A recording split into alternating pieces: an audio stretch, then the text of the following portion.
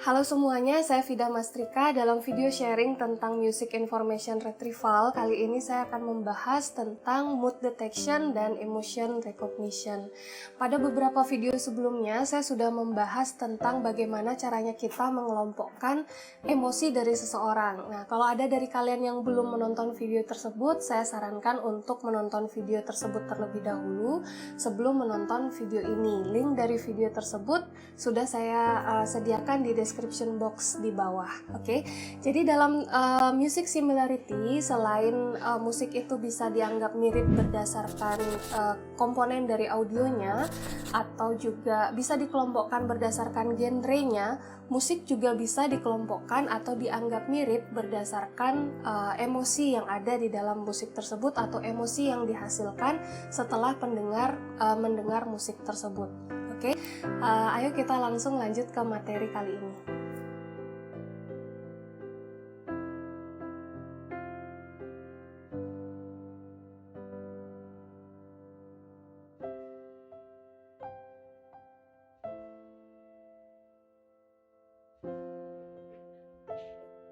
Oke, sekarang saya akan membahas tentang mood detection dan emotion recognition. Pada beberapa video sebelumnya saya sudah menjelaskan tentang bagaimana kita bisa membagi mood atau emosi dari manusia. Ada yang berdasarkan kategorikal, ada yang berdasarkan dimensional. Oke. Nah, kenapa saya membahas ini lagi, mood detection dan emotion recognition? Nah, sebelumnya saya membahas tentang genre classification dan auto tagging.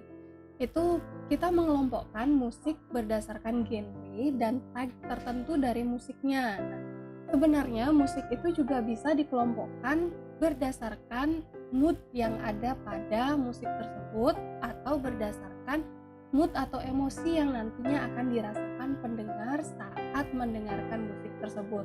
Nah, maka dari itu saya memasukkan materi ini ke dalam music similarity. Sebelumnya saya akan menyinggung sedikit tentang bagaimana caranya kita bisa membedakan atau membagi-bagi emosi manusia. Kalau kalian ingin video lengkapnya, silakan cari video saya tentang emotion recognition ini ya.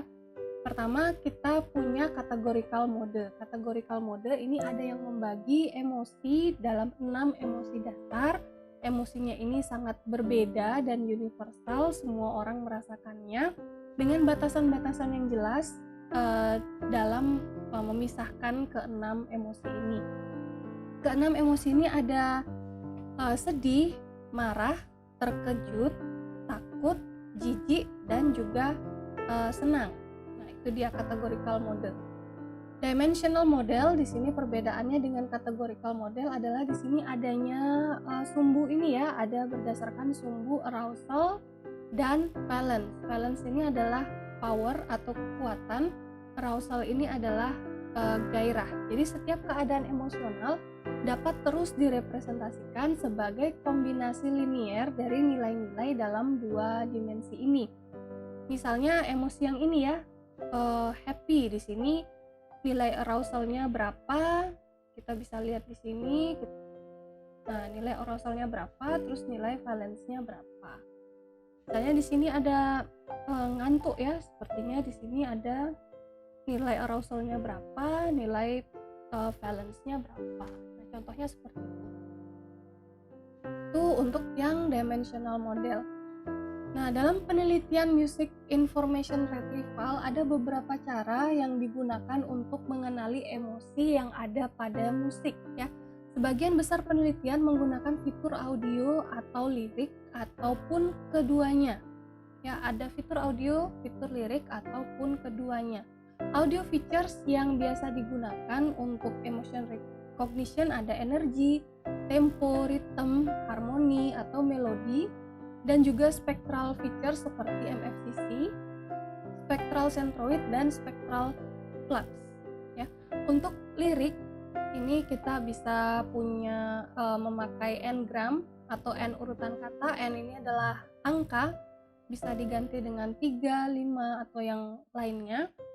Bisa memakai istilah afektif, misalnya lagu yang banyak kata cintanya itu adalah lagu cinta dan melambangkan emosi yang tenang, sedangkan ada lagu-lagu yang banyak kata-kata yang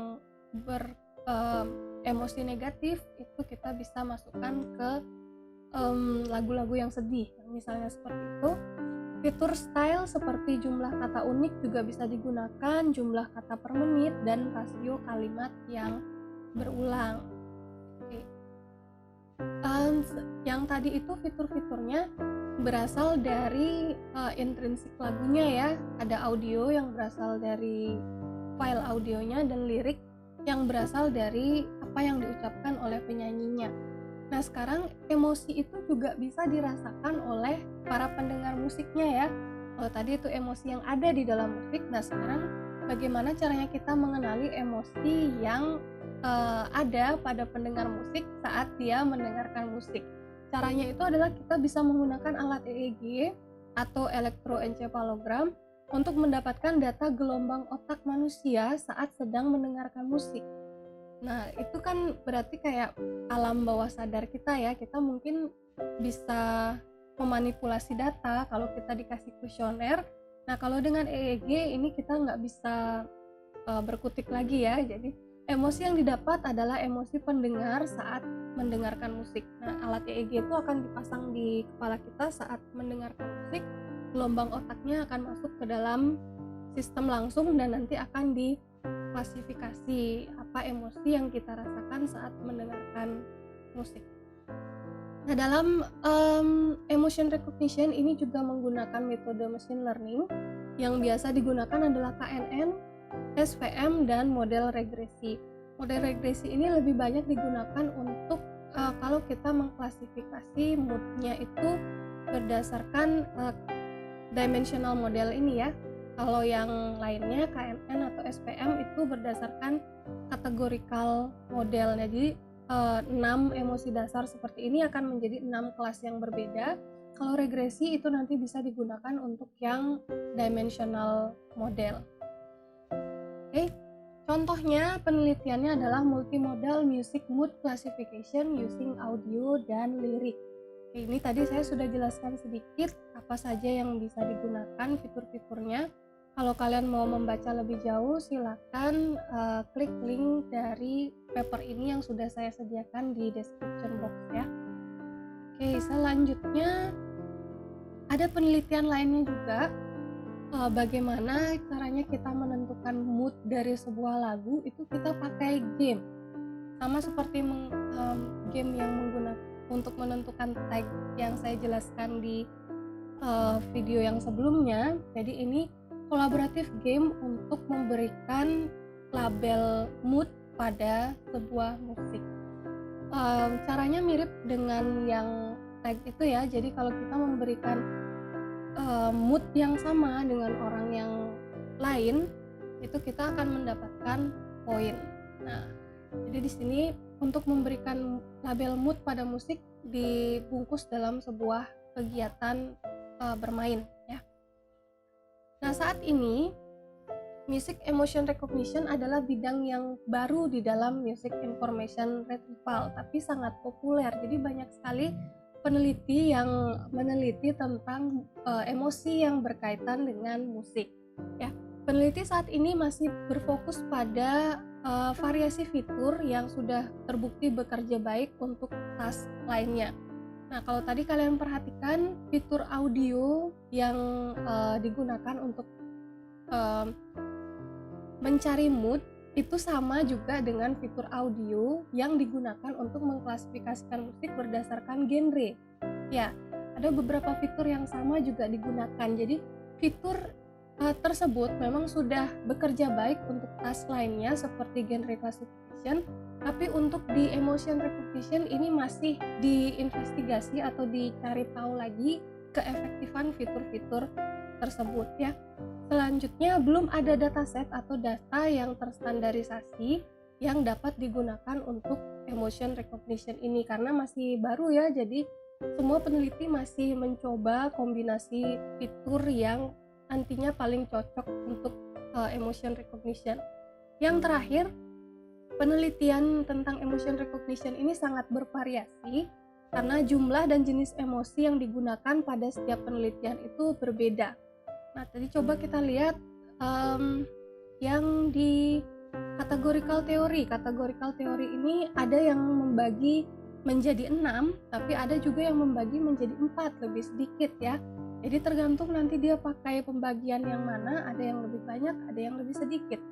Dan dimensional theory pun ini banyak sekali pembagiannya dan banyak sekali kata sifat atau kata-kata yang digunakan, kata-kata berbeda yang digunakan untuk melambangkan emosi. Nah, kalau kalian sudah tonton video saya yang membagi tentang emosi itu, ada berbagai contoh dari dimensional theory dan beberapa adjektif berbeda yang digunakan untuk melambangkan emosi. Nah, itu dia yang menyebabkan banyak sekali variasi dari penelitian emotion recognition di Music Information Retrieval. Oke. Jadi pada video kali ini saya ingin memperkenalkan kalian kalau musik itu tidak hanya bisa dikelompokkan similaritasnya atau dianggap sama hanya berdasarkan genre ataupun fitur audio ataupun fitur teksnya, tapi juga bisa berdasarkan emosi yang juga bisa diambil dari fitur audio, bisa juga diambil dari fitur teks, atau juga bisa diambil dari emosi pendengarnya saat mendengarkan musik. Oke, bagaimana tentang materi tentang similaritas musik yang bisa dilihat dari sisi emosi atau mood yang bisa dihasilkan oleh musik tersebut?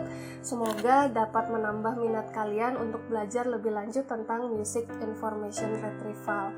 Untuk video selanjutnya, saya akan membahas tentang bagaimana kita bisa menguji atau mengukur akurasi dari sebuah sistem Music Information Retrieval. Oke, sampai ketemu di video saya yang selanjutnya.